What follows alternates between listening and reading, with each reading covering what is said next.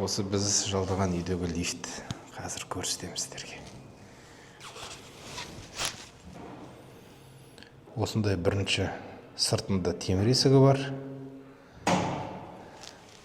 Темір есігін ашасыз. Ішіне кіреміз. Темір есікті жабамыз. Ішіндегі ағаш есігі бар, бұны жабасыздар. Одан кейін керек қабатты басып, төмен қарай осылай түсеміз. Құдды бір Совет үкіметіне келгендей болдық.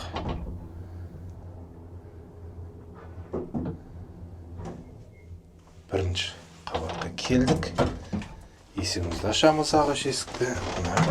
Темір есікті ашып, осылай шығамыз да, темір есігімізді жауып кетеміз. Жалпы осындай қызық лифт.